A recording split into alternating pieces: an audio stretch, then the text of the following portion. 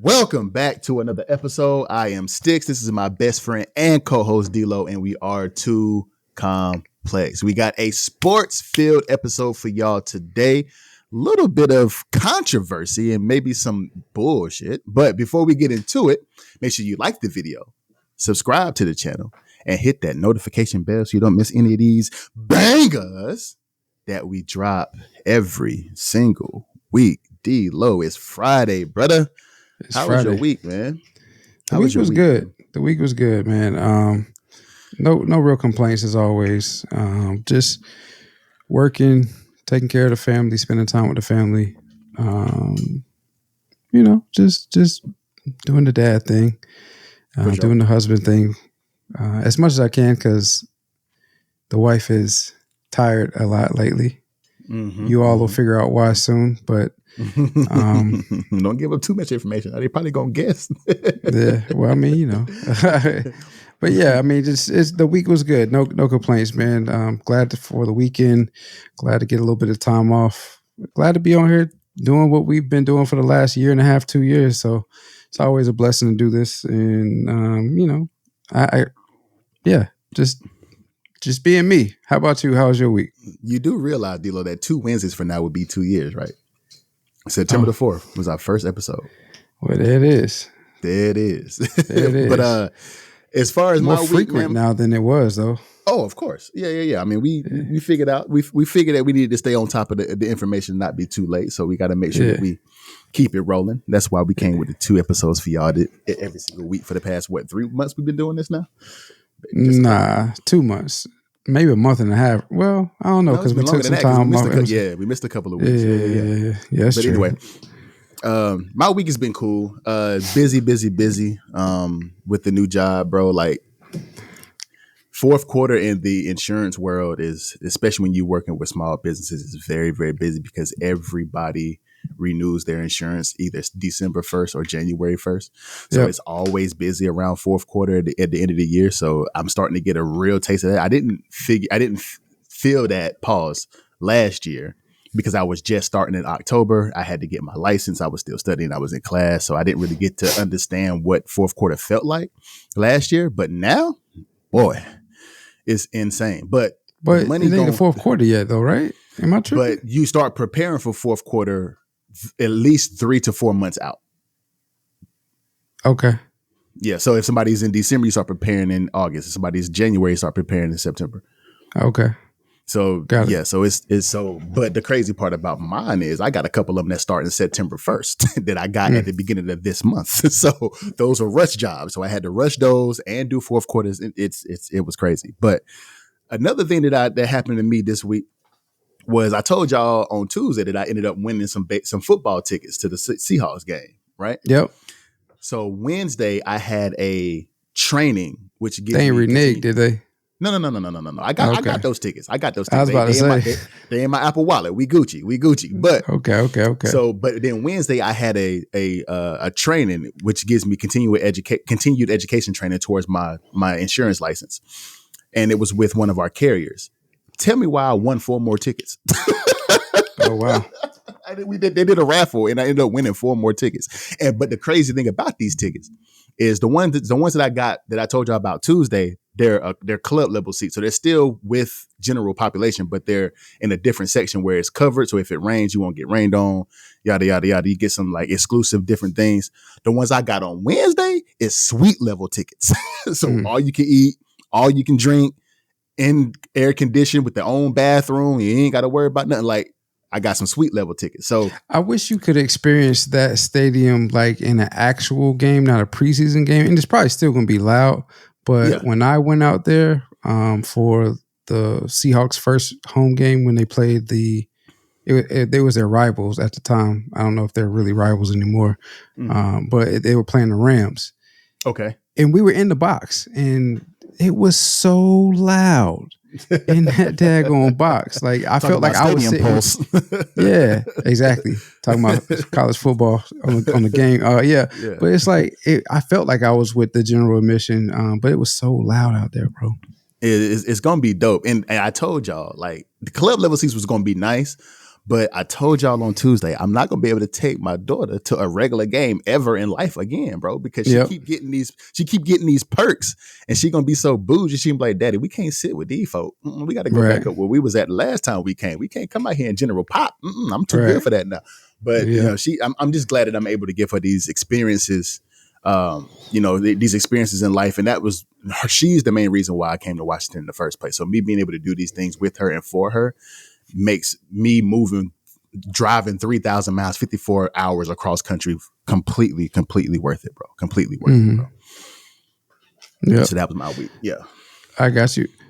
And so those are your plans for the weekend is to go into the game. Anything else you doing this weekend?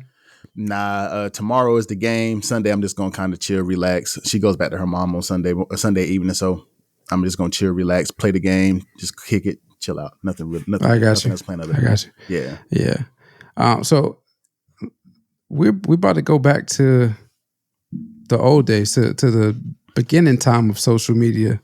Did you hear about Instagram allowing you to put music on your profile page? I found that out today. I was today years old whenever I found it out today.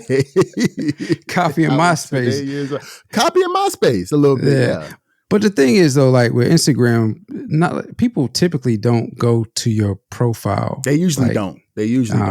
But with MySpace, you had to go to somebody's profile to see their information, because it wasn't like a feed like it is now. Like you see everybody's feed.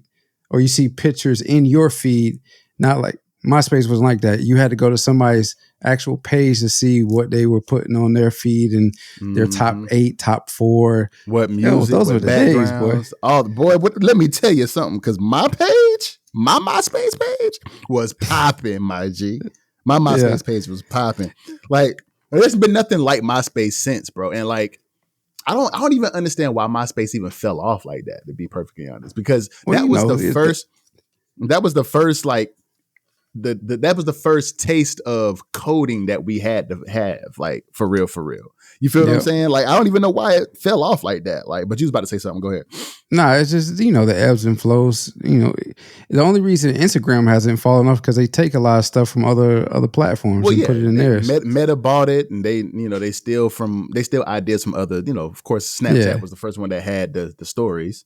You know what I'm saying? So they took the videos from Vine. They took the videos from Vine. You remember Vine? Yep. Mm-hmm. And then they took the stories from Snapchat. Mm-hmm. And then it was the what was this? It just happened. They just did it. The music? Nah, it wasn't it. But they stole that from MySpace. yeah. They just take a lot of stuff and put it in theirs, and that's the only reason. I mean, but Facebook is so big too. It's like they're the behemoth of the social media industry. So it was technically the first one. Oh, it was the first one, wasn't it? Company? Yeah, the first social media network. Wasn't it the first social media network? No, MySpace was before. MySpace was before. Well, I mean, if we want to get real, Black Planet was before all of it. Big facts. Big facts. Big facts. You want to be really then came real. MySpace.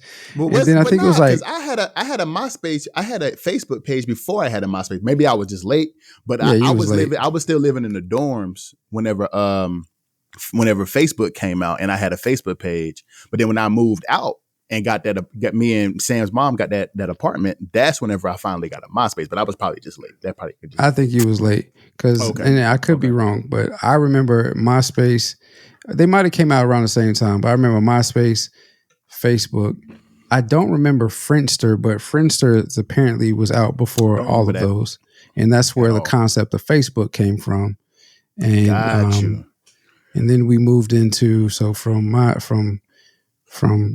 MySpace to Facebook, we moved into the actual apps on your phone. So then it came the Instagrams, the Vines, the Snapchats, the Vines, and those Snapchats. Yeah, those type of joints. But I just thought it was funny. It was because we already have seen. It's nothing really innovative. We've already seen music on a profile page before, but they're introducing it as something new for Instagram. So I just thought that was funny. But if you do want to follow somebody on Instagram, you do have to go to their page to do that. And I guess that's whenever you don't. The music. I mean, that's how I'd see. That's why I don't be on social media unless I'm looking for something for the pod. I don't be knowing, dog. You can't. That is one way. That's like the main way. If you want to follow somebody, you can go to their page. But literally, if you're not following them, let me make sure it's a follow button. It'll tell you in the feed to follow somebody. You're right. On the picture, right. Near the picture, it'll say follow. Let me make sure. Let me go. Let me go make sure too. Let me go see if I ain't. You could follow somebody right from a picture. Oh yeah, you can. I see that. Yeah, so you don't have to go to people's profiles. You don't. So unless you just want to look at you know how. Oh, you want to scroll through type shit. Yeah, you want to kind of you want type shit. See other, if you want to see other pictures type shit. Yeah. You go to the page. Kind of creep a little bit type shit. You know what I'm saying? Let me see what else is on that page type shit. Go back 2 months, 3 months, 2 years. See pictures. That's what they be doing. 2 months, 3 months, 2 years. But getting into it, man. I probably done caught myself going that far back too, so I can't even. Oh man, listen, everybody's done it. For sure. I don't do it anymore. Hey babe, how you doing?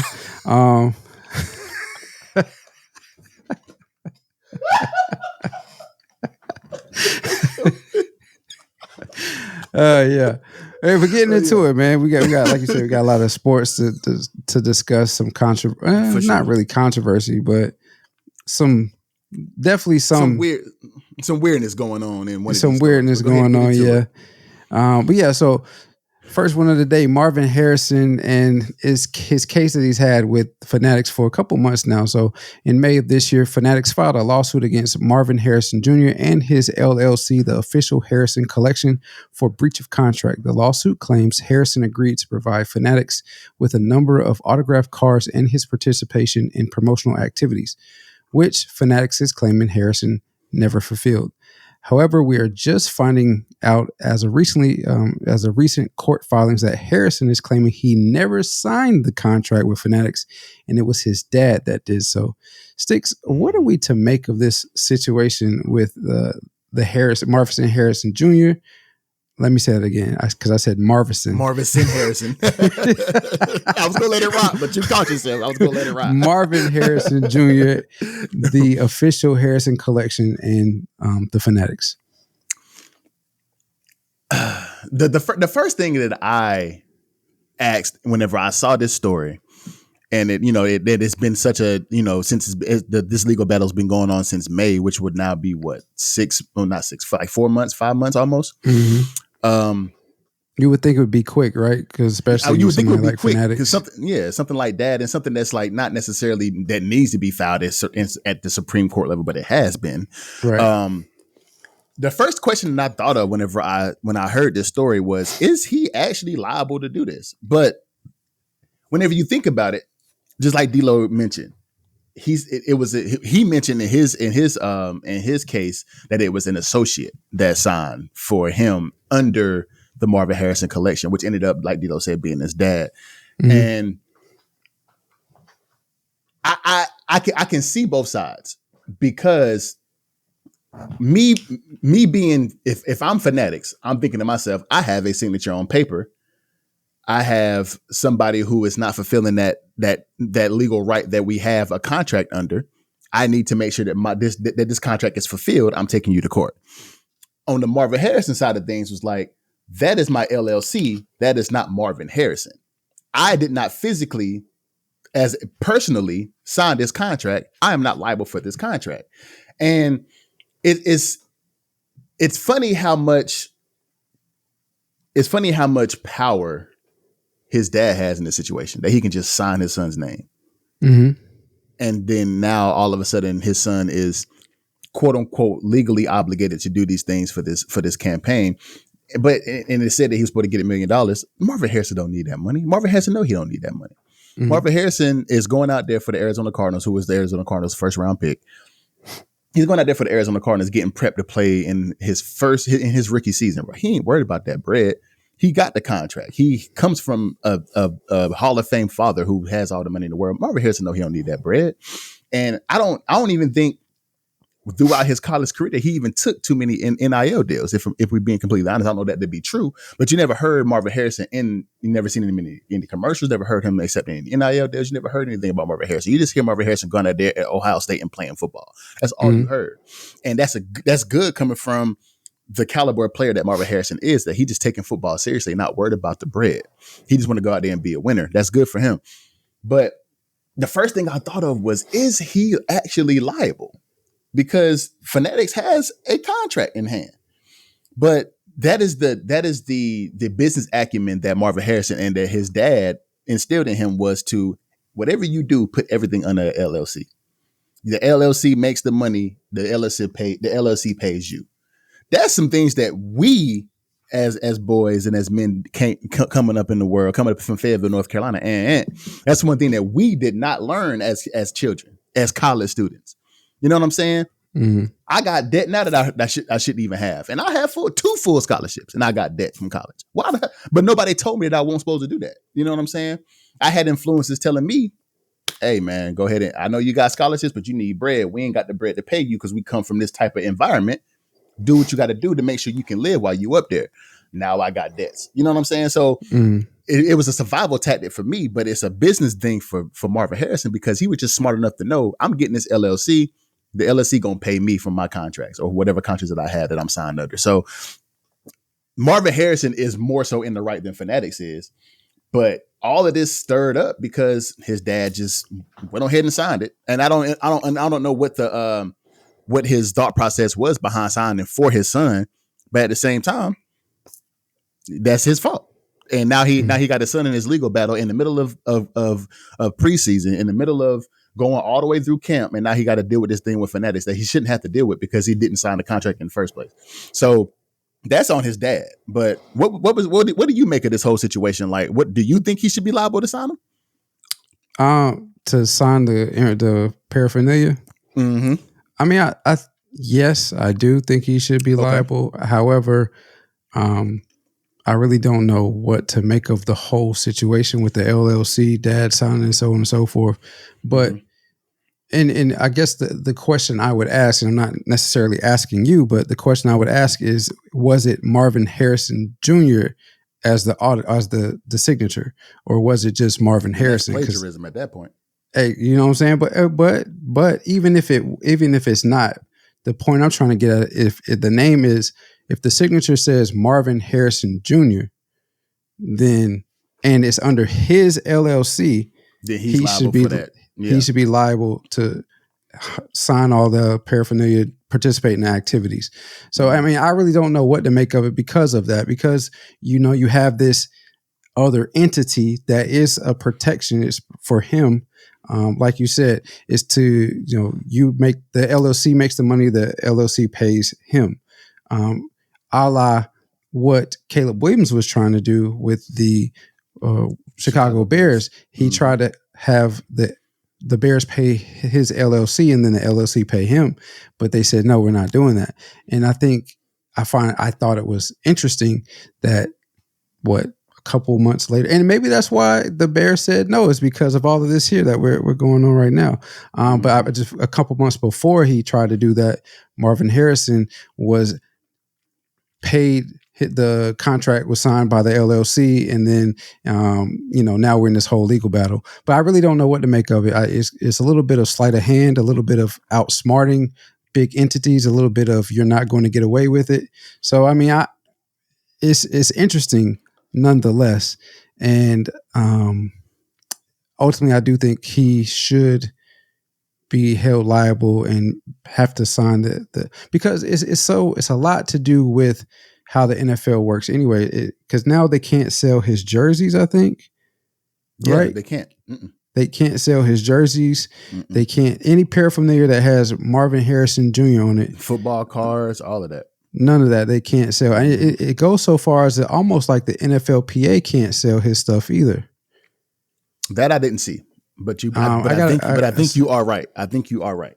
I have to look at it again, but it's a lot that goes with it. So it's not just some small matter with another company. It's like the whole entity because of the NFL. The NFL and everything is in a contract with Fanatics. Yeah, and so I think they can't sell any of his information, any of his jerseys or anything with his name on it. Right. I think the NFL is an entity, is in contract with Fanatics. So yeah, I think that if that is the case, then yeah, they can't sell Marvin Harrison. Yeah, and so like I said, it's not just Fanatics; it's like the whole NFL entity. So like, if you're a fan of the Arizona Cardinals or you just want a Marvin Harrison Jr. jersey, can't get it because this whole dispute that's going on right now. So I mean, ultimately, I think it'll get worked out. Yeah. Again, I do think he should be liable to. Did he receive money? Did he get the money? No, he hasn't received anything. The contract was supposed to be for $1 million. He hasn't received any money for it. Okay. So yeah, ultimately, I think he should be held liable to sign the cards, to participate in the activities. Now we're about to start the regular season in a couple of weeks here. 2 weeks. So he's far behind. I don't know if they make him, they go back and make him catch up for everything that he missed. Or what, but it's kind of odd to me because I mean Marvin Harrison Sr. said in his own statements that I'm gonna quote from what he said. He said that he negotiated and signed the binding term sheet with Fanatics on behalf of Harrison Collection Company, but there was no intention for his son to be personally bound by it. The affidavits were submitted in this case in hopes to get the Fanatics case dismissed. And he says, and then Marvin Harrison Jr. came out and said, "I am the only member of the official Harrison collection." And he said, "However, the company is not my alter ego or my agent." Right. I understand that one of the purposes of forming the limited liability company is to insulate oneself from personal contractual liability. So the kid is smart, man. The kid is smart as hell. And shout out to Marvin Harrison Sr. for instilling these things in him, but you were dumb for signing that contract because a lot of these contracts are somewhat predatory if you think about it, because they catch these high level 5-star recruits in their freshman year, offer them NIL deals, offer them contracts like these for millions and millions of dollars. And they're usually for like 4-year contracts. Now, if anybody who doesn't know a little bit about the NFL, the college to NFL transition, you can go to the NFL after your sophomore year of college. And somebody like Marvin Harrison, junior year college. So somebody, I thought it was sophomore. And for the NFL, it's junior year. You got to be 21. Okay, got you. So they can come out after their junior year of college. And that means if they're on a 4-year contract, that contract goes into the NFL with them. So especially if there's somebody like Marvin Harrison Jr., who was just a high first round lottery first round draft pick. I think he was number 3? 4 draft pick? Number 4 draft pick. Okay. A little bit off. But he was a number 4 draft pick to the Arizona Cardinals. And now the Fanatics he is liable for the contractually liable to sign things in his NFL year, his first year of the NFL, with NFL jerseys, NFL trading cards, doing different promotional things for Fanatics in the NFL. And with the NFL having a contract with the Fanatics, he's contractually liable to do those things now with his job and with Fanatics. So it's like some of these things can be kind of predatory whenever it comes to these college athletes and these kids who maybe come from where me and D-Lo come from, ain't really came from much and don't really have much money. And now we're a 5-star athlete and we're seeing this $1, $2, $3 million contract from Fanatics. All I got to do is sign some cards. Hell yeah, I'm gonna do that. You know what I'm saying? But somebody like Marvin Harrison Jr., he came up in that. He understands he already has that bread. He don't need these NIL deals. He got a wealthy family. He's going to the NFL. He's going to get his own money. He don't need these little NIL deals for a couple $1 million. He's going to get 20, 15, 20, $25 million when he gets to the league. So he understands he don't need that. So but I'm kind of with D-Lo to say he should be kind of held liable for it, but I ain't signed it. That ain't my ink on that sheet. And that's my company that signed that. You can't get me to do something my company signed for. But that kind of ass backwards, though, ain't it, D-Lo? Yeah, because you own the company.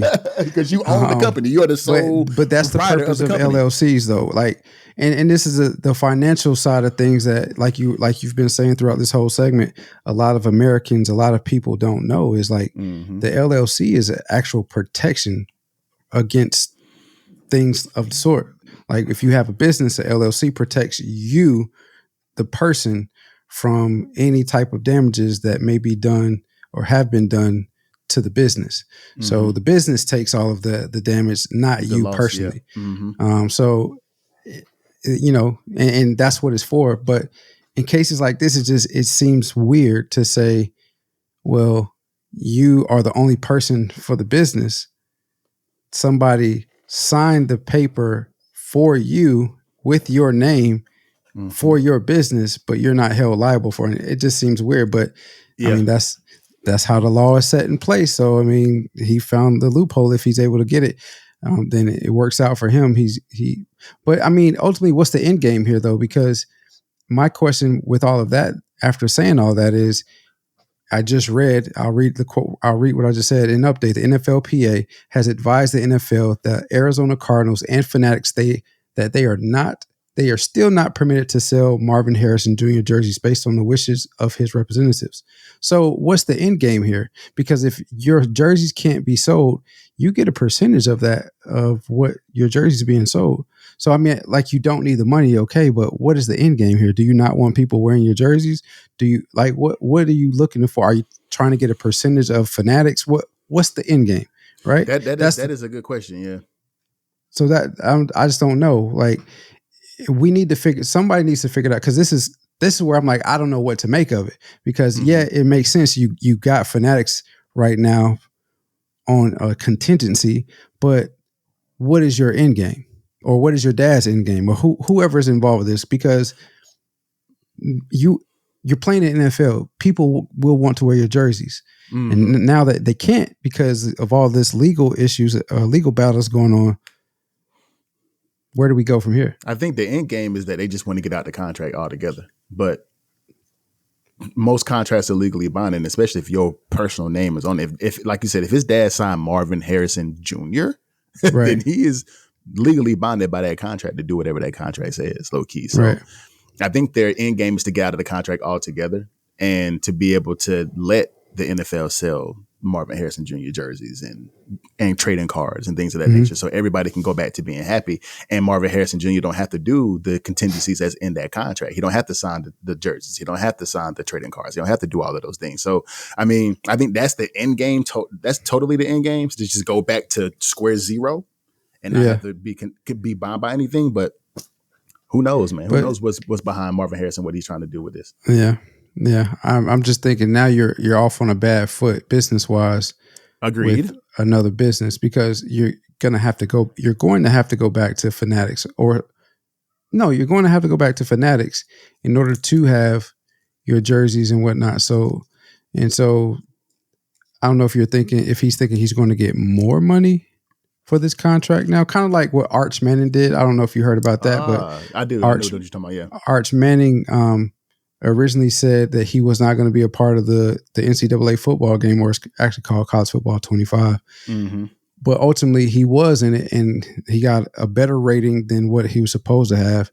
And I think he got a little bit more money than what everybody else got. So all the kids got $600 or $500 and a copy of the game. I think Arch Manning got a little bit more. So, but I don't know if you heard, but Marvin Harrison Jr. actually signed a contract with Topps, and he didn't want to sign the contract with Fanatics, but his dad signed a contract under the LLC.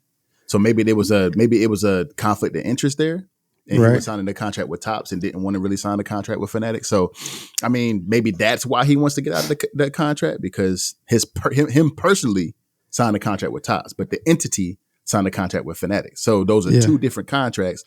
And he's doing two different things, and that's kind of like a conflict of interest, breach of contract on one side or the other. So maybe he's just trying to get out of the one for Fanatics, so he can just keep his one with Topps. So I guess only time will tell. We'll see. For sure.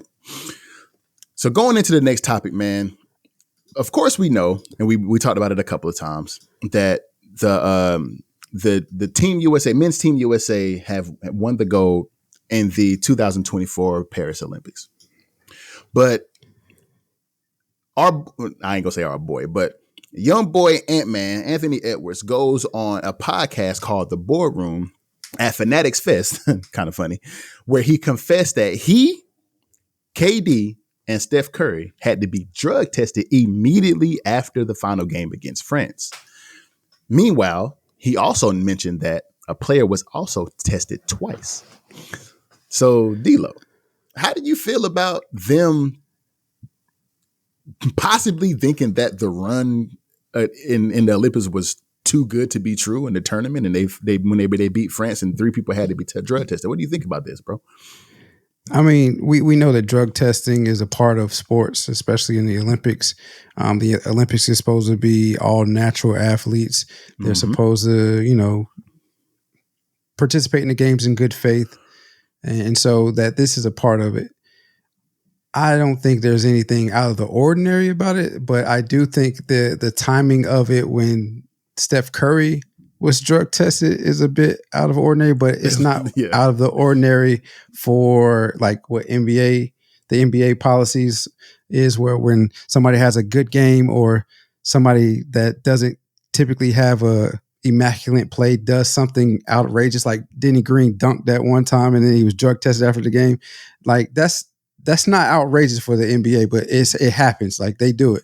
And I don't understand why, because it's like these dudes are professional athletes, have been doing it for quite some time. Just because they have a good game does not mean they're doing drugs or illegal substances to perform in the manner that they have.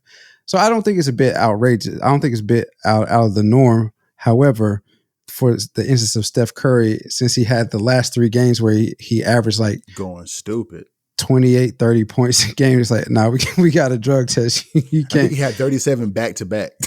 Right. You know what I mean? Back. He had 37 against Serbia. He had 37 against France and was going stupid. Them last 4 threes, I can't stop talking about them, bro. I watched them live and I was like, yo, he is going crazy right now.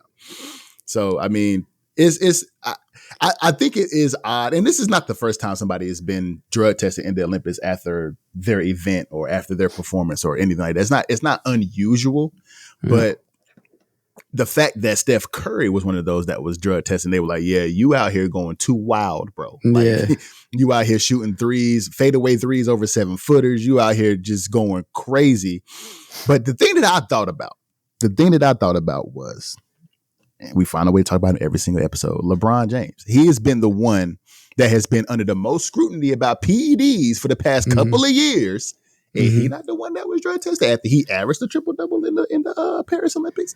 I'm just saying. But conspiracy theories was what theorists would say that was purposeful. They don't want to get LeBron caught up. Conspiracy theorists would say that, huh? Okay. Yeah. I see where you're going with that. But he's been under scrutiny for so long. You even had Kevin Garnett saying he on that new juice. We talked about that in the segment. If you missed it, go check it out.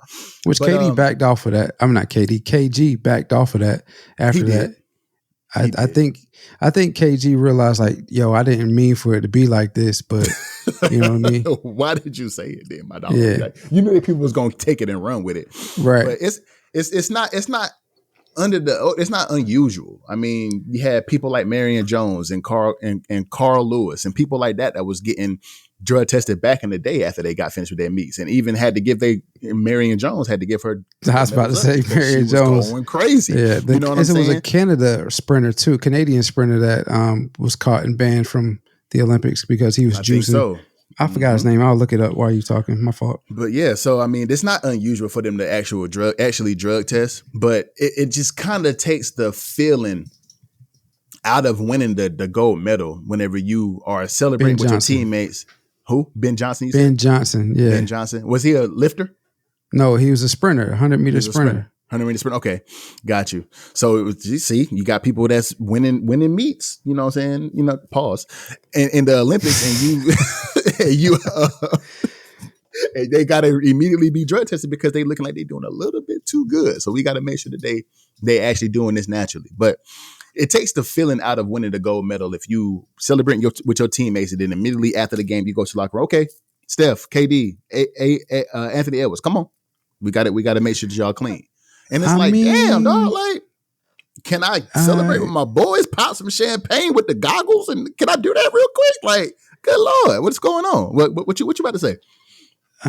So it's a Chinese doping scandal that went on in the Paris Olympics. Well, okay. Yeah. New information.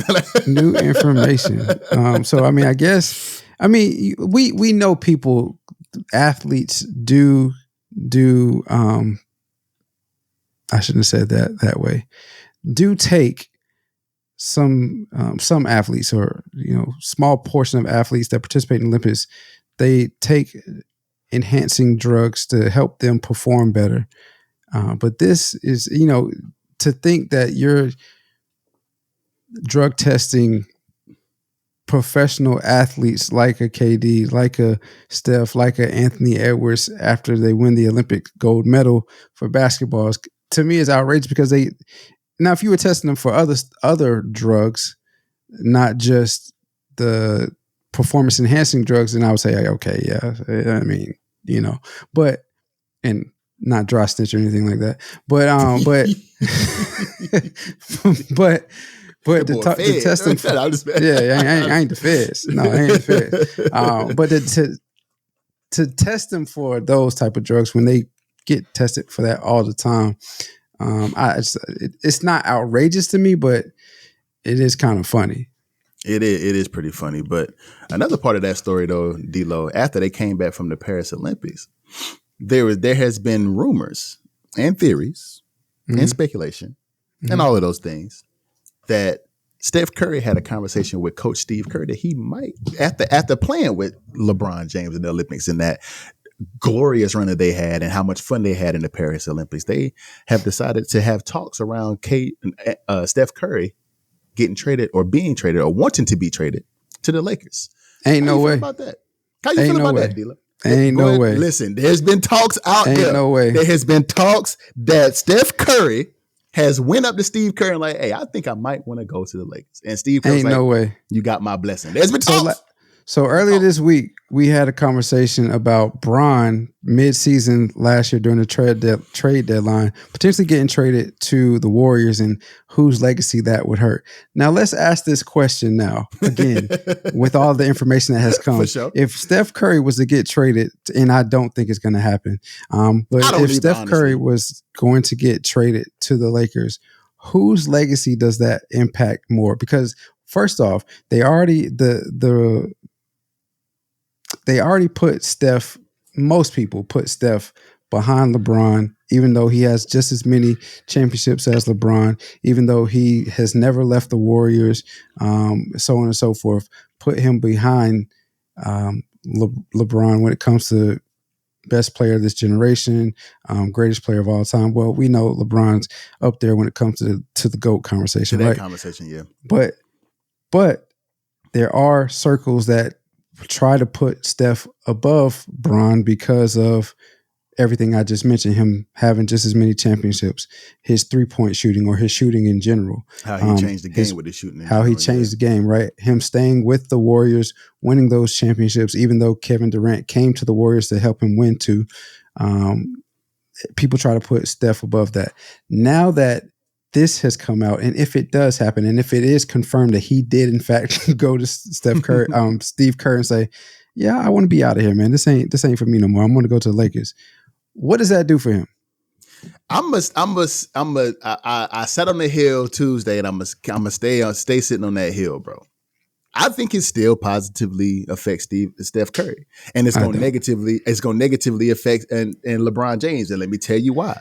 Because there's always going to be that conversation about LeBron James that he needs 2-3 superstars on his team. And if Steph Curry comes and they're able somehow, by the grace of God, to keep AD if this trade goes through, it's always going to be that conversation around LeBron James that he needs this many perennial superstars to win championships. The only time he didn't is when he won it that one time in Cleveland. He didn't have no perennial superstar around him. You can argue Kevin Love, but we all know that's not the truth. So, well, Kyrie was there too, no? Yeah, but at the time we talked about this on Tuesday. He wasn't a perennial he wasn't considered a superstar. But I'm just saying, you said Kevin I thought he was. Love like you negated Kyrie. Like I negated. You're right. My fault. My bad. I ain't mean to throw salt on the homie. But the thing is that it's gonna look more negatively on LeBron. They're gonna call him Lay GM or Lay whatever the hell they're gonna give him the title of, and they're always gonna put that on. The thing is that LeBron James is so welcomely hated by the basketball community that anything that happens in his favor, they're gonna find a way to hate it. Mm-hmm. They're not gonna say much. They're gonna say something about Steph, but it's gonna affect LeBron James that much more because why? He's LeBron James. I mean, you could put Steph in that same boat though. When it comes to, okay, yes, he stayed in Golden State for the majority of his career. All of his career. Yeah. Yeah. Well, if this is to go, if this take place, then it would be majority, right? True. But he did have KD come to the Warriors. But the fault was on KD, not Steph. It was, but he still came, and they still won championships, and he was the MVP of that team. Not that not narrative Steph Curry. was not around Steph though. That narrative, the negative narrative was around KD. Same thing if he goes to the Lakers. That negative narrative is going to be around LeBron because that narrative is already there, and they're going to keep spinning it. They're going to keep spinning it. I mean, I understand what you're saying, and it to me again, it just confirms who is the better player of the two, in my opinion. And in both instances, okay.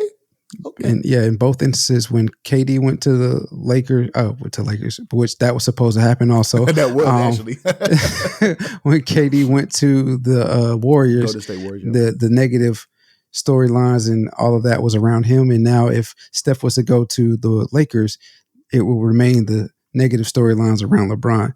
It just confirms who is the better of the two for me. Because if somebody's not, I mean, and we're not saying Steph is not great. We all acknowledge Steph is a generational talent, changed the game 100%. Like you mentioned, and will be on the Mount Rushmore in some form or fashion, whether it's, we know he's the best shooter, whether it's the best point guard, whatever. He will be on the Mount Rushmore of basketball when it's all said and done. His name will forever be etched as the best of something. We don't know what it is. Well, we know it's shooting, but will it be something else in that? Potentially. But with all that being said, the better of the three, it tells, okay, you don't just put negative stories around one person because they're not the best, but they decided to make a decision. You put the stories around that person because you want all of the attention to be on him because they're the person, they're the guy. We said last week, you're not that guy, pal. They're the guy. Yeah, they're the guy. That's the guy. Mm-hmm. So that's why you do it. Yeah, I mean, I don't think it's going to happen. And if it does happen that Steph Curry does end up on the Lakers, they're not going to be able to keep AD. They're going to have to give up a lot of, have to give up a lot of players, possibly a lot of draft capital on top of those players. So they're not going to be able to keep AD. It's just going to be LeBron and Steph. But do you see a way that they could finagle this possibly? Like, say for instance, they can find a formidable center, actual center, because AD ain't no center. He's a power forward. If they can find a formidable center in free agency, try to find, they're going to have to give up a lot though. They shouldn't do this trade. But if they do, so they're going to have to figure something out around these two players for sure. So the trade scenario that I see is the Lakers would receive Steph Curry and Kevon Looney. Okay. The Warriors would receive Austin Reeves, Jarrett Vanderbilt, Rui Hachimura, D'Angelo Russell, Maxwell Lewis. I don't know who that is. Did he play at all last year? I don't think so. Jalen Hood-Schifino. Jalen Hood-Schifino, he's a point guard. Like second-year point guard, third-year. 2029 first-round draft pick and a 2000. Why did they do it like this? This is dumb. Oh, a swap. Okay. A 2029 first-round pick, 2031 first-round pick, and a 2028 first-round pick swap. Mm-hmm. So that means that Curry... Now, that would be an interesting team, though. I ain't gonna lie. I still would try to figure out the bench, but it would mean that LeBron James, Anthony Davis, and Steph Curry will still be there. And then they get Kevon Looney, which could play the center's position, and now you got AD playing the four where he need to be. But who would be that other starter though? Because they give who would be the team? Who would be the rest of the team? The rest of the team would probably be some bullshit. Listen, we talked about this last week or Tuesday. I keep saying last week. I got to get used to us doing it twice. Pause. Recording twice a week, but. LeBron's a $48 million a year cap hit. Steph is a $52-56 million a year cap hit. And I believe AD is $30-40 million. That's the whole salary cap right there. That's the whole cap. Because I think it's 168. So if it's, that's it's about 148 next year. It's 148 next year? I thought it was 160. The cap is going to be $148.5 million per team next year. Because if you hit that 168 number, you at that first apron. Yeah, that second apron. That's whenever you got to pay more in luxury tax. Okay, you might be. I think you're right. It's that number I'm thinking about is where you hit that apron for that luxury tax and all of that. That's whenever you got to do that. But I think in the event of that. So, well, hold on. Before you start, my fault. Actually, so the cap for next year is actually 140.5 for the 2024-2025 season. The tax level for the same season is 170.8. 170.8. Okay, so I was close, but so that's that. Okay, got you. So somebody in that three, maybe all three of them, would probably have to take pay cuts to stay under that 140. But LeBron just signed a contract, so how they gonna go right back and renegotiate?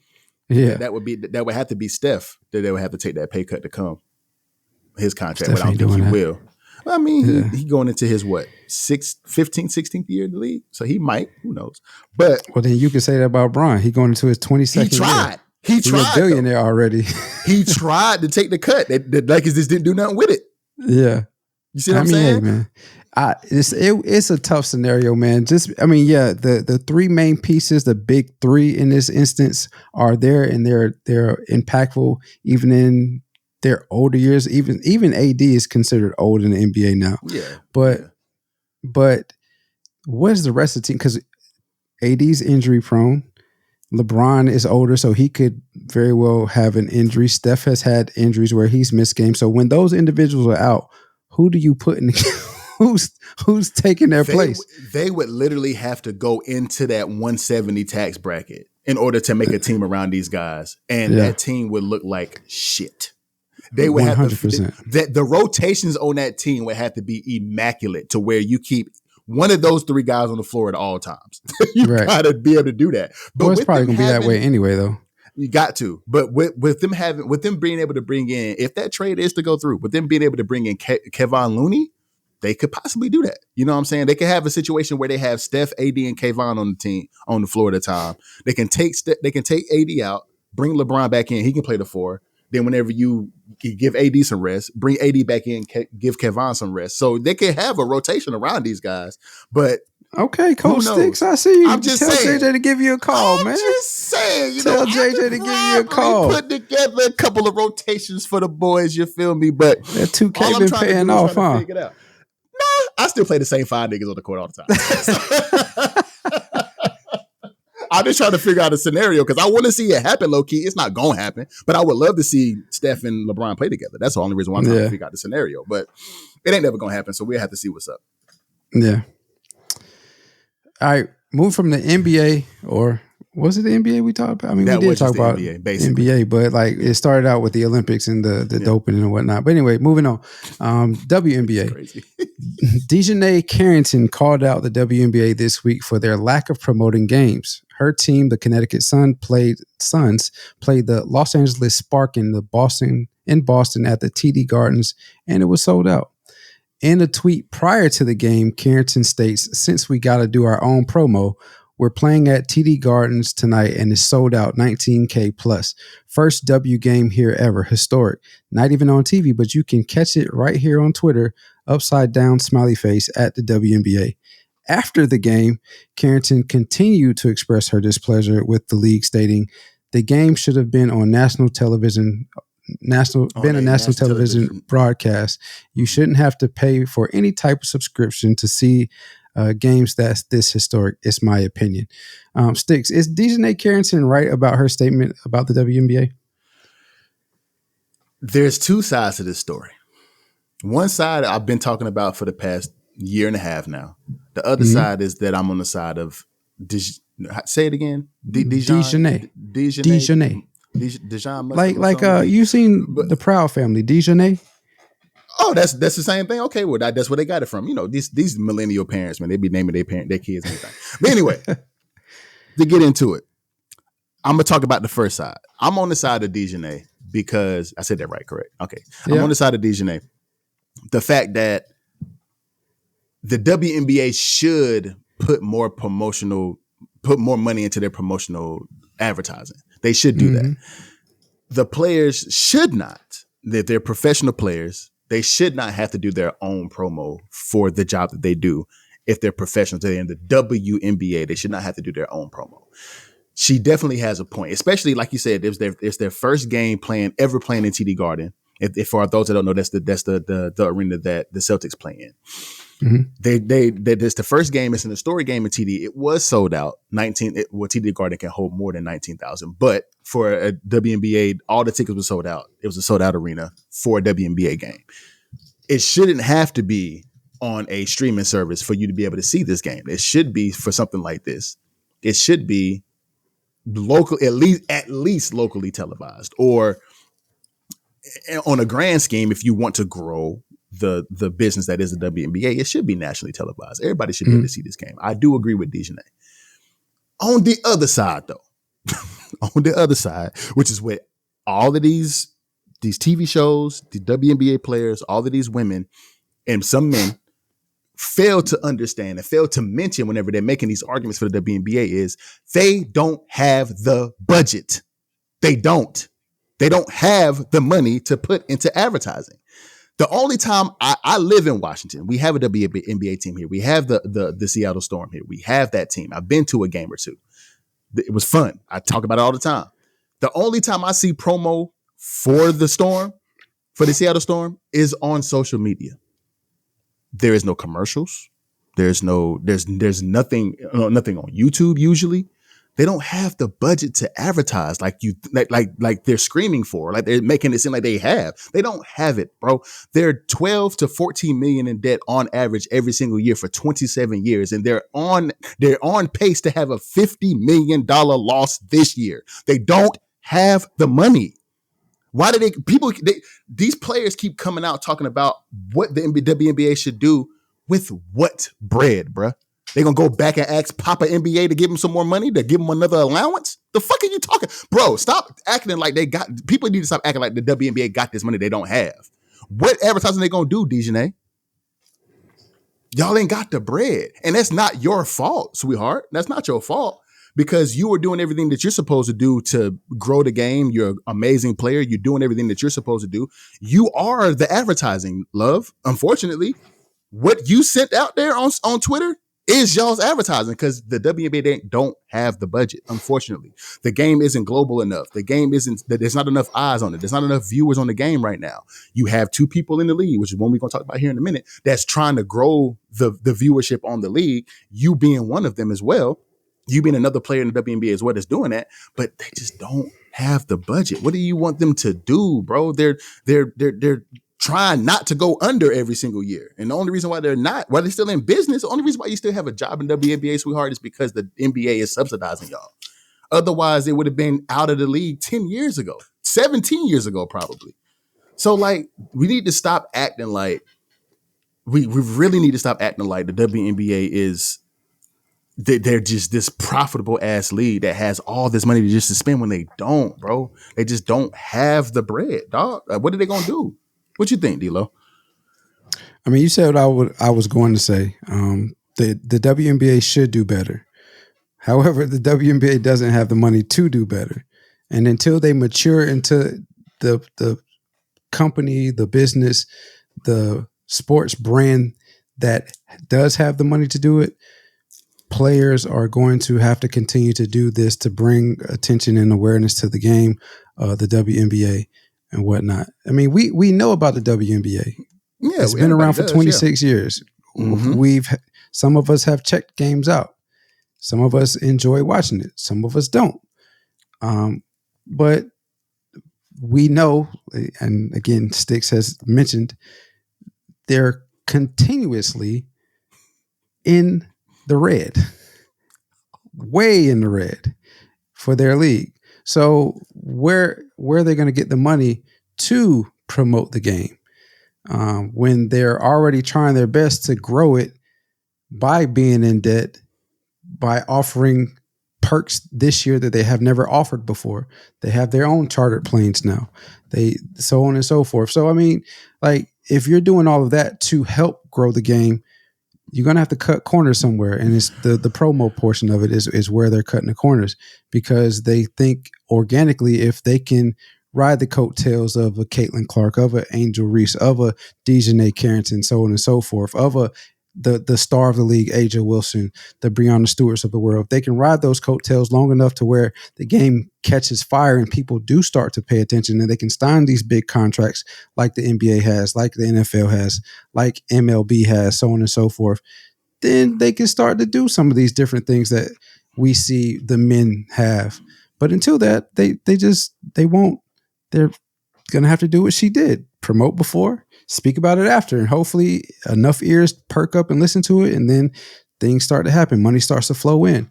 But I think there's the other side of this, and what we fail to really realize is nobody wanted to see that damn game. It was a 20. What was it? The Connecticut Suns 61 was the final score. Well, not even that. The Connecticut Suns are top of the league. They're number 2, and they're 21-7. On the flip side, the LA Sparks, the team that they're playing, is at the bottom of the league. They're 6-23. Nobody want to see that damn game. Ain't nobody come to see you, Otis. Now you just you know what I mean? Like even that's what the records. I knew that the Connecticut Sun was good. I didn't know that the Spark was that bad. But go ahead. Yeah, even if we put this in NBA terms, right? This is the Charlotte Hornets playing. We'll put a up and coming team, the Oklahoma City Thunders.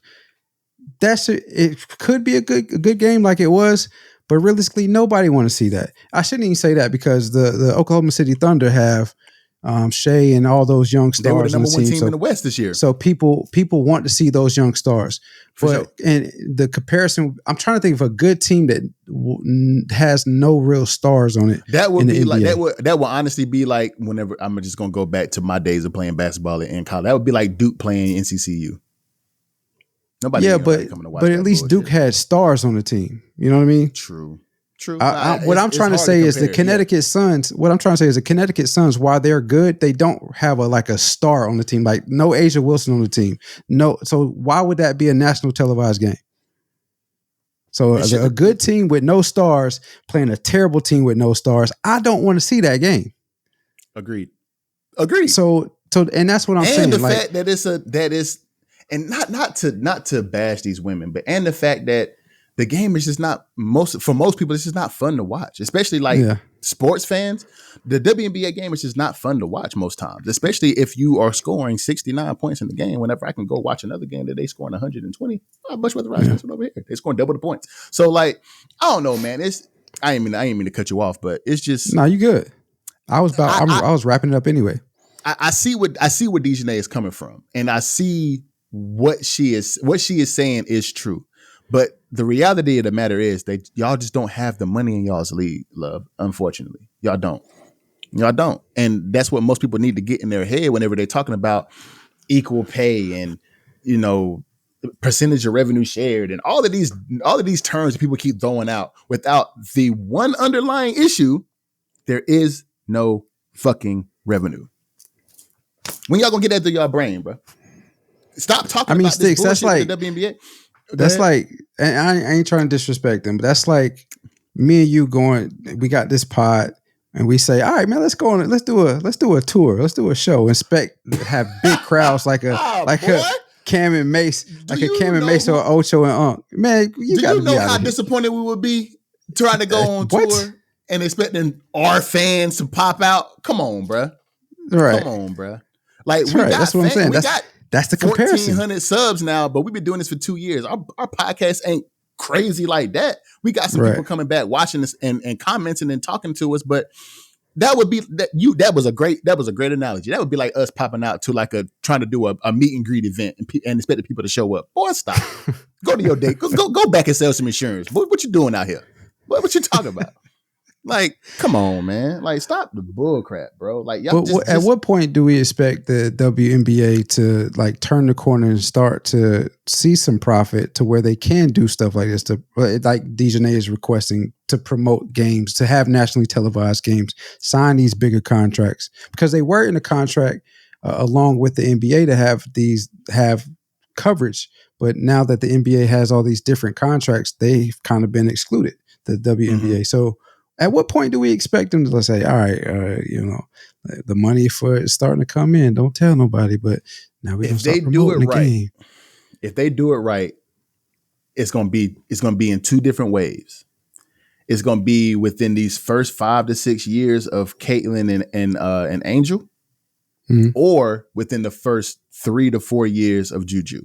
If they miss those 2 windows, it ain't never happening. Well, Juju, I mean, like, okay, yeah, Juju, yes, but there are other girls that are pretty good too in Juju's class. The one from Notre Dame, she's pretty good. Dang, I forgot her name. Agreed. Don't worry. I forgot her name, but she's pretty good. And it's another one. I know who you talk about though, and people probably know who you talk about. Yeah, it's another one at I'll look it up. But it's another one that was at South Carolina, I want to say, who she's pretty good too. The lady with the girl with the jelly layup. Yeah. So she fine. Yeah. So I mean, you're right. You're right. If they miss those windows where the interest in the game has grown tremendously from the Caitlyn and Angel to the Juju, because like we know these girls' names. Like I can't even name a male college basketball player right now, but I know these girls' names. I cannot. I can't. Yeah. Bruh, so I mean it's, Angel Hidalgo is her name for Notre Dame. Not Angel Hidalgo. Hannah Hidalgo. Hannah Hidalgo. Yeah, you're right. Yeah. But yeah, so I mean, I think you got a point there too. Yeah, so they're gonna have to. It's gonna have to be within those 2 windows. If they miss those 2 windows, bro, they don't have a chance in hell. They always gonna be under.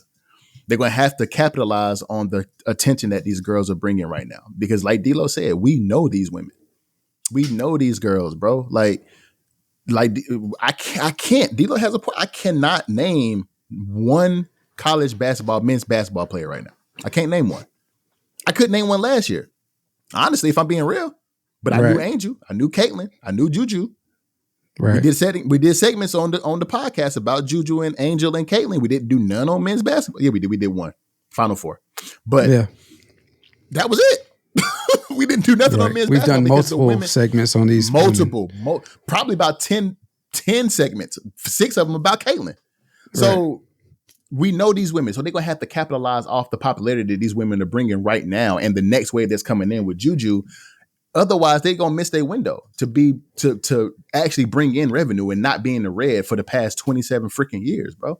They're going to have to do it now. It's going to be within the next 7 to 8 years that they're going to have to do this. Otherwise, they're going to miss their window. So speaking of Caitlyn, she's starting to figure it out. Boy, is she.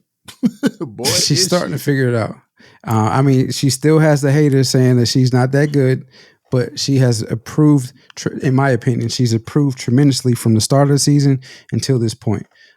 So Sticks, do you think, I'm going to get you with this one. Do you think she's going to win Rookie of the Year? I think she's going to share it with Angel. You think so? I think so we switched. So you and I have switched our thoughts on this. Yes. I think I agree with you now. I think she's going to share with Angel because Angel deserves to be in that. But then you got to go back to her last, 10 games? I think she's been averaging, 27 points in her last 10 games, I believe, if I'm not mistaken. I could be wrong. You talking about Caitlyn? She's been going. Yeah. She's been going dummy these last 10 games. Bruh, she had a game against Dallas, I think, where she had 24 and 19 assists, I think. Yeah. Let me look that up. Yeah, so you're right, Dallas. She had 24 points, 19 assists, 6 boards. I mean, her last 9 games, she's had 29. I mean, she has 23, 29, 24, 17, 20, 29, 19, and 13. Bro, she's been going crazy. Yeah. She's been going crazy. And then you can throw the 10th game on there. She had 15 points, 12 assists, 9 rebounds. She almost had a triple-double against the Phoenix Sun or the Phoenix Mercury. My boy says she playing against the Suns. Boy, listen, if she had 15 and 12 against the Suns on KD head, boy, listen, you better promote her. You better put her on the team. But now, like I think Angel has some, because let me go look at Angel's most recent games too, so I can kind of give her some kind of some kind of credit for what she's been doing too, because she deserves some credit for what she's been doing this year too. She has been on that triple. She was on that triple double streak when we originally had a conversation where she had 17 straight. Not triple double, double. She had 17 straight double games with a double, and that has since been broken. That streak was broke. But actually, she still has a double in every single game this season, brother man. She has not. Nah, it was one game where she didn't get it, and the streak was broke. The closest she got to not having a double was a couple of games with 10, but every game I'm looking at from Friday, the game she played today, she had 13 and 20. Sunday, goddamn, she had 19 and 20, but 10, 11, 10, 16, 10, 13, 14, 10, 19, 16, 11, 16, 18. She has not had a game where she has not had a double. Okay. Oh, no. You're right. Against New York, she had 8 points, 16 rebounds. Yeah, okay. I knew I wasn't. That was July 13th. My bad. Yeah. My bad. Yeah. Okay. I'm just looking at rebounds. So I mean, like, you're right. Angel does need some credit, but Angel's field goal percentage she's a big man, is not that good. And that's the thing that they try to say about Caitlin I do agree. Is that her field goal percentage isn't good, but Caitlin's season field goal percentage is 41.2. That in the WNBA, that's really good. In comparison, Angel's is 39.8, basically 40. She ain't too far off. But she's a big man, though, is what I'm saying. I agree. She is a forward. Yeah, A'ja Wilson has a 52.6 or something like. No, that's actually Brittany Griner. A'ja Wilson has like a 51 something or 50. Yeah, can you check that out for me? They try to say Caitlin's field goal percentage isn't that good, but it's actually pretty good. Her stats for the year: 17 points per game, 8 assists per game, 5 rebounds per game on 41% field goal percentage. You know if we're going to the men's side, who would shoot 41% for their rookie season? KD. Kobe Bean Bryant. Okay. 41.7. What you trying to say? I'm not trying to say anything. I'm just saying this gray wig in this picture. Lord Jesus, have mercy, A'ja, you wildin', baby girl. I'm so sorry. I'm not trying to say that Caitlin is Kobe. Yeah, I'm not trying to say that Caitlin is Kobe. What I'm trying to say is, like, you want to compare. You want to say that her field goal percentage isn't that good. She's not playing that well. But we talk about one of the GOATs of the men's game. In his rookie year, while he didn't play as much as Caitlin did or is playing, it was 41.7 or 2, and hers is 41.7. So yeah, it's really not that bad. And the highest field goal percentage in the WNBA is Brittany Griner with 52.6, and she's probably one of the tallest players in the league, and probably in league history. If we be honest. How tall is old girl from the Sky? That went to South Carolina, the rookie. I forgot her name. I forget her name too. I mean, I don't know. Yeah, but anyway, but the only negative about Caitlin is she does turn the ball over. She averages 5 turnovers a game. But I think my suggestion, or how I feel about it, has flipped. I did originally think that her and Angel would share it, and the only reason I thought that they would share it at the time is because for namesake. We talked about namesake Tuesday. For namesake, Caitlin would get it just because of namesake, and she's playing decent but not great. And Angel was playing great at the time. I still think Angel's playing good, but she hasn't been playing as well as she was at the beginning of the season. And now Caitlin is like turned it on, still turning the ball over, but she's scoring more points. And more assists and whatnot. So more rebounds. I think now that's Caitlin will win it outright. I can see her winning it outright. I do think Angel has some say in that, though. I think Angel will have something to say about that. Oh, she'll have something to say about it, but she's the villain, right?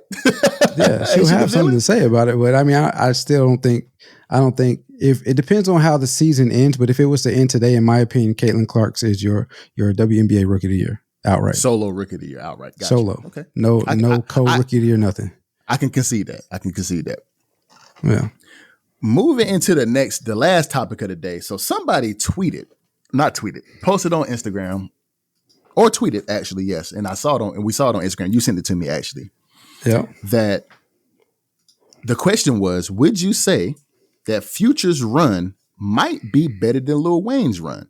And the caption says, the 2012-2017 run Future had might be better than Wayne's run if we keeping it 1,000. D-Lo, let me know what you think about this. And do you agree with the post, my brother?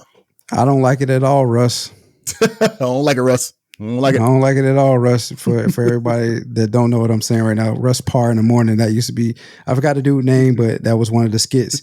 Dude would come on talking about he don't like this, he don't like that, and that's the first thing he would say when Russ Parr asked him, "Yo, how you feel about this?" "I don't like it at all, Russ." But no, I don't like this, and I might be biased on the topic, and so my point of view on this may be skewed a bit. But ain't no way in hell that Future run is close to Wayne's run. Wayne was a monster in his run. And I'm saying his run was from 2004 when the Carter 1 came out to 2011. Realistically, it's probably 2007 to 2011. But from the Carter 1, when everybody ears started to really perk up to Wayne until 2011, that run was crazy. He was on, he had mixtapes. He was on everybody's song. He was doing remixes. I think he had 100 features he did in 1 year. In 2000, boy was working. When did Carter 3 come out? Carter 3 came out, I'll tell you right now. Right before the Carter 3 came out. 2008. So 2007. That's the peak of his, and that's where everybody's saying the peak of his run started. It was on 100 features in 2007. 100 features in 2007. And all of those verses were insane. So insane. I mean, I acknowledge that Future's run was good, but compared to Wayne, Future ain't shit. Did you catch the reference? I caught that. You caught the reference? Rocky Marciano was good, but compared to Joe Lewis, Rocky Marciano ain't shit. Coming to America for y'all that don't know. I caught that. Yeah. That was good. Yeah. Bro. That was good. Yeah, but how you feel about it, man? I tend to agree with you, bro. Because Lil Wayne was popping well before that. You know what I'm saying? Because if you think about it, one of my favorite albums to him is the first Carter. To me, that has Carter to be 1. Carter 1 is one of my favorite albums of Lil Wayne, and that came out Carter in is what it's called, actually. There's no 1 to it, it's just the Carter. Yeah. The Carter was my favorite out of Carter 3 was fire. Carter 2 was great. I think Carter 2, most people would say Carter 2 was the best, and that came out in 05. But Carter 1 was one of my favorite. I still listen to Carter 1 and Carter 2 to this day. To this day, I still listen to Carter 1 and Carter 2. And those two albums, along with a couple of joints from T.I. and a couple of other artists, and of course Kanye was in there. But Lil Wayne, with those first two Carters and the mixtapes he came out with, boy, the dedications, I'm drawing a blank on them joints now. Dedications, the no ceilings, the droughts, bro. Yep. Like, what are we talking about, bro? Now, I can give Future some credence. And say that he did have some bangers whenever he did drop some in 2011 through 2014. Of course, he had Pluto. He had Honest. He was he had a lot of songs on the Billboard chart. Then he came a few. Most of those were with Drake, though. No. They were not. Honestly. Yeah. The first few of his albums weren't even with Drake, but he did. We're saying 2012 to 2017, right? I'm just starting from the very, very beginning, like 11, 12. The run was 2012, 2017. Okay. According to the post. Make your point. No, go ahead and finish. I'm sorry. But all I'm trying to say is the run was from 2012. It's what the dude said. 2012, 2017. Where we working from 2012. Most of those songs that he had from that range, from that time frame, that we like. Oh yeah, this is with Drake. He had some songs in it. He had some songs. He did have songs by himself. I'm not saying he didn't. With him, like Same Damn Time, Turn on the Lights. What was it? Then he dropped the album My Name Is My Name. Then he had Never End that had Kelly in it. Then he had he did the remix of Same Damn Time that had the Diddler and Ludacris in it. Then he dropped the song Love Song with Rihanna. So he had some. I didn't know who you was talking about at first, but did it register? It's like, who's the diddler? Oh, never mind. So, but he has some songs with Wiz Khalifa, Kanye, but then he did drop the album "What a Time to Be Alive" with Drake that went crazy, and there's still an album. Some of them songs I play to this day too. So he did have a great run from 12 to 17, but it does not compare. And we actually had a we had another music one that's still going crazy to this day about Jay-Z. I wonder if this video gonna go crazy like that Jay-Z video is still going crazy because they trying to push peak for peak. Wayne's peak can't be touched, bro, by nobody. By nobody, bro. In any genre. Who you put up against Wayne in his peak, you can't touch Wayne. The only person that will come close to numbers with Lil Wayne, but not actually like heat and hot on the street, would be Eminem. But whenever you talking about Future compared to Wayne and the peaks, boy, stop. There ain't no way you're trying to compare Future to Lil Wayne. Now, for people who were in college around that time, this has to be somebody a lot younger than us that posted this on social media. But for people who came up on Future was the new Wayne at one point. Because Wayne carried us from 03 to about 2012 or so. And then Future took over from 12 to about 17. You see what I'm saying? And he kind of fell off, but then came back with Metro Boomin here recently in the past year. But bro, like, nah, there's no way that you sit here saying Future is touching Wayne in their peaks. No fucking way you saying that. So, from in Future's peak, what was his best song in that 2012, 2017 range? I would have to say the one that he had with The Weeknd. That was my favorite song. Low Life? I can't say that. Low Life. I think that might have been his to me, but maybe it was Same Damn Time was popping because people was doing the pipe it up dance to that joint. You know what I'm saying? And then he had some bangers. I can't sit here and say he didn't have bangers. Yeah. I would say to me between that time frame, it would have to be Low Life. Me personally. And so then in Wayne's peak, what was his? What would you say his? Well, probably a milli, maybe, or probably either that or why am I drawing blanks, bro? Either that or it would probably have to be a milli, or the poppy lollipop or Mrs. Officer. But I would say a milli. It'd probably be a milli. So for me though, I feel like Jumpman was a fire ass song. Exactly. But I like Lil that's Life. with I like Drake. Lil Life better than I like Jumpman. It is with Drake. I like Lil Life better than I like me personally. I like Lil Life. Not quite the Drake effect, but you know what I mean? But you know, that's all I'm saying. Yeah. Is and to be perfectly honest, Drake carried that song. If we being real. But all I'm saying is the peak.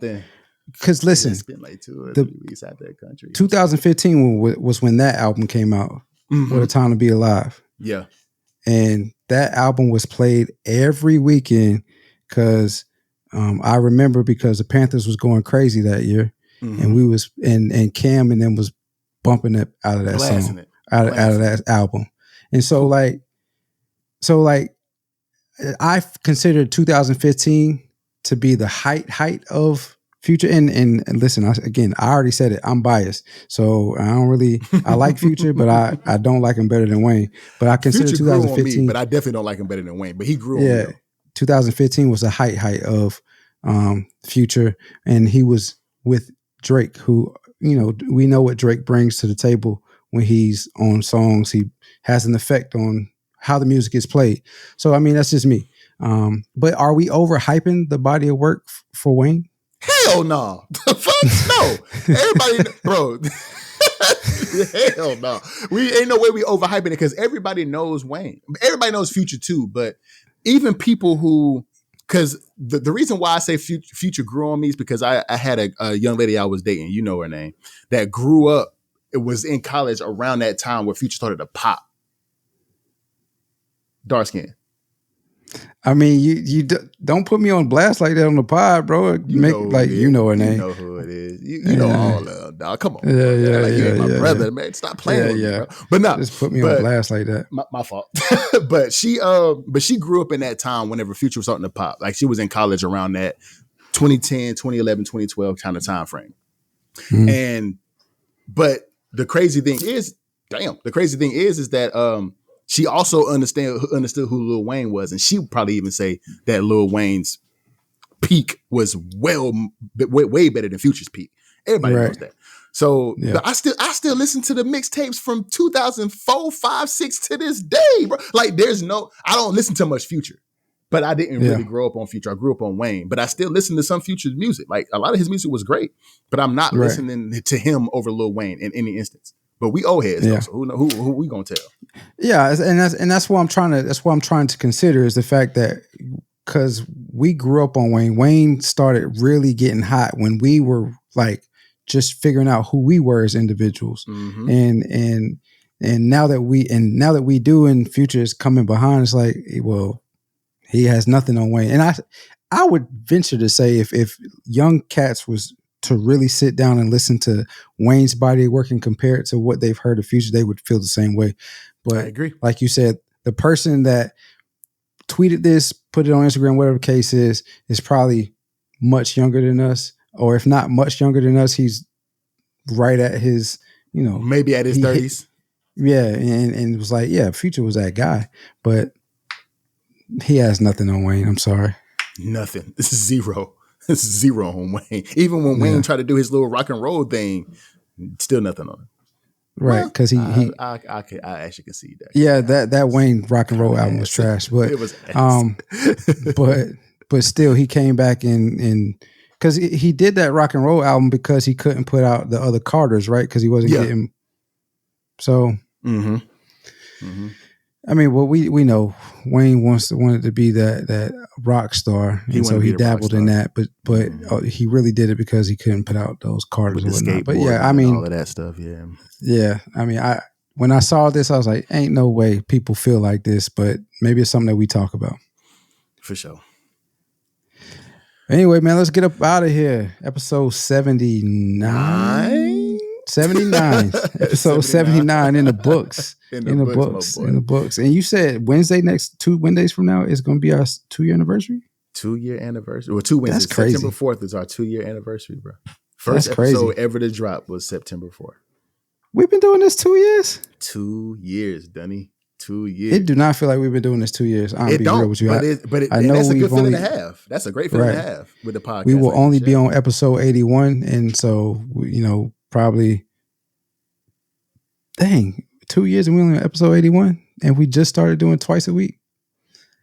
Dang, okay. Yeah, it just don't feel like we've only been doing it realistically, it feel like we've only been doing this like 8 months, if I'm gonna be honest with you. I know. Yeah. Anyway, episode 79 in the books. Thanks for tuning in to Too Complex. Remember that life is short and oftentimes complex, but when it becomes too complex, don't forget to be linked. We leaving it in. Let's rewind. I'm leaving it in. Let's rewind that. Thanks for tuning into the podcast. Remember that life is short and oftentimes complex, but when it becomes too complex, don't be afraid to lean on those that you love to help you find simplicity and balance in life. Stay prayed up in this crazy world. A few requests thrown above can send you peace and sanity. Thanks for loving us and supporting this podcast. It means the world to us. We're sending our love right back. Don't forget to subscribe to whatever podcast platform you listen to, and follow us on all of the social media platforms: YouTube, Instagram, Threads, and TikTok. And as always, if it ain't too complex, it ain't complex at all. Until next time, we'll see you when we see you. Salute.